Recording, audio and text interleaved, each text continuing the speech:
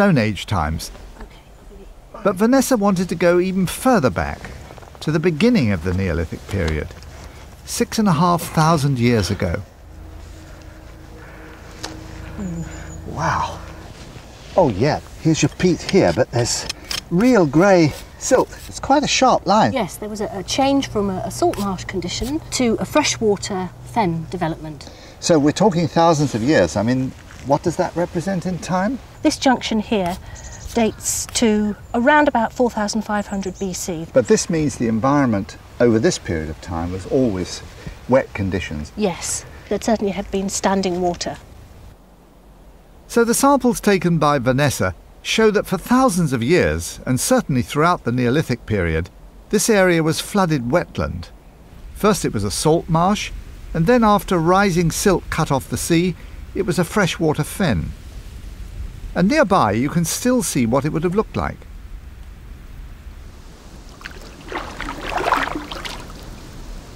Oh, did you see that fish? Yeah. Just sort of fish jumping. Here in the nature reserve, the landscape is reverting to a freshwater fen, as it was through most of the Neolithic period.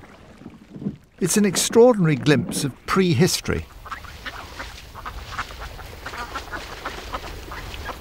The most marvellous expanse of water. I mean, how typical would this have been of the landscape 4,000 or 5,000 years ago? The reed swamp would have looked very much like what is growing behind you here, with patches of open water. And then eventually, later in the Neolithic, it developed into the wet woodland, and that too would have had pools of standing water in it. So, for thousands of years, this part of Somerset would have looked like this. A huge wetland extending from the sea 25 miles away to Glastonbury, which was almost an island.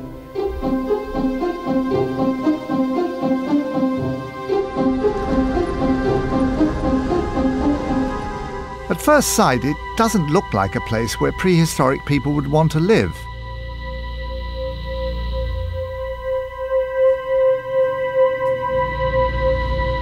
To see if there was any evidence of settlements, I went to an exhibition of Somerset prehistory at the Pete Moores Centre, where I arranged to meet archaeologist Richard Brunning. This is the most extraordinary structure. What is this, Richard? Well, we're walking across a reconstruction of the Sweep Track, which is the oldest wooden trackway known in the UK, built in around 3,806 BC. I mean, 3,806, you're not sort of pussyfooting around there, plus or minus 500 years. No, we're very lucky. We managed to date it by tree ring dating or dendrochronology. So we were able to tell the exact year those trees were felled, which was the winter of 3,807 into the spring of 3,806 BC. What would they have been using this track for? Just to get to the edge of the water? Most of the trackways we know about were joining up islands in the middle of the valleys to the dry slopes. So they're a web of communication across the wetland.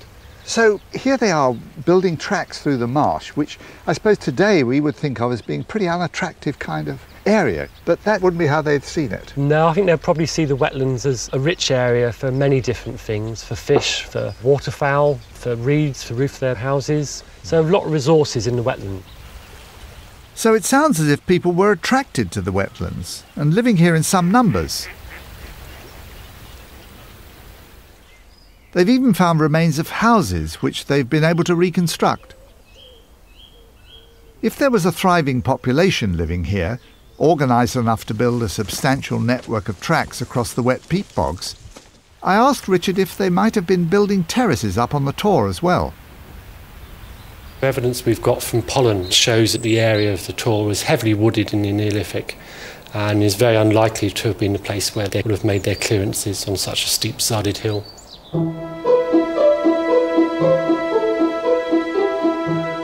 I now had a pretty good idea of what it was like round here 5,000 years ago.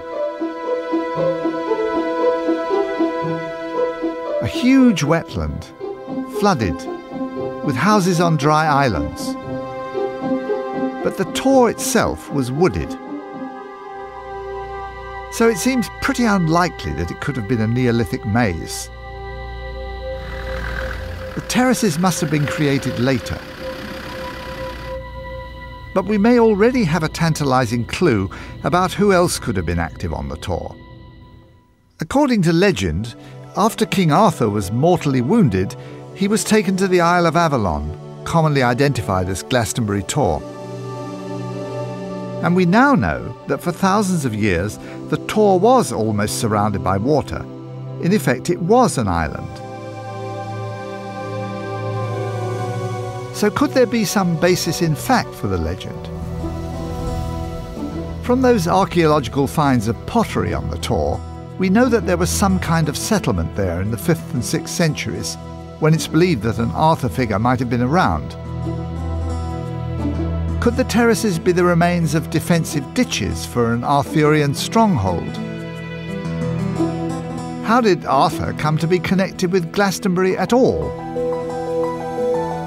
I discovered that though there'd been a Christian settlement on the Tor from the 7th century and a succession of churches up there, there's no record of Arthur in Glastonbury until the Middle Ages, centuries later. By that time, there was a huge abbey dominating Glastonbury, attracting pilgrims from all over the country.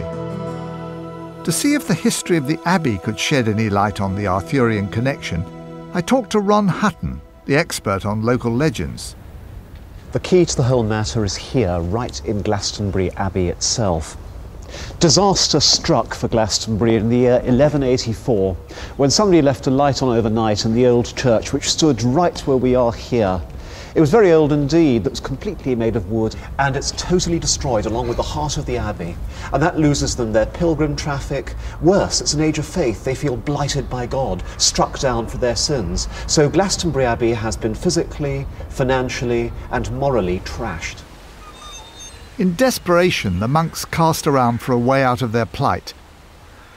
They found inspiration in a rather unlikely quarter.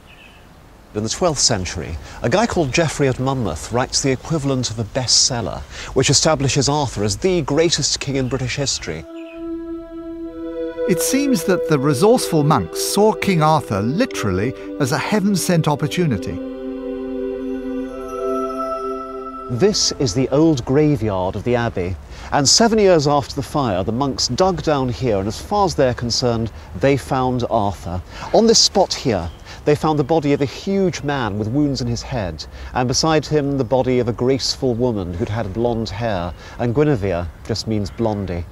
The news went out all over Europe, the pilgrims came back, the money flowed in, the abbey was reborn. They needed a miracle and they got one. Indeed, one would say nowadays they manufactured one, but of course in an age of faith, there is no such thing as chance. So the whole Arthurian legend seems to have been conjured up by the monks. But even if they weren't built by Arthur himself, the terraces could still have been defensive structures built by another warlord.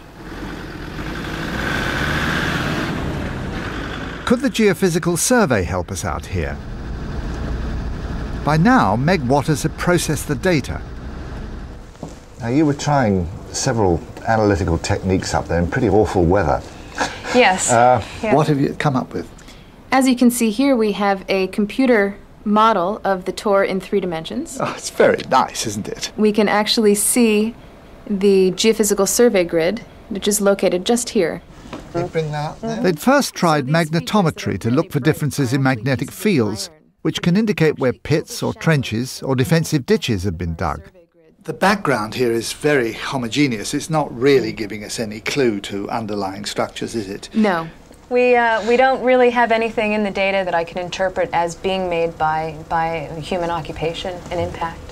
And I remember you tried measuring electrical resistance. You were driving those electrodes in at measured intervals. Yes.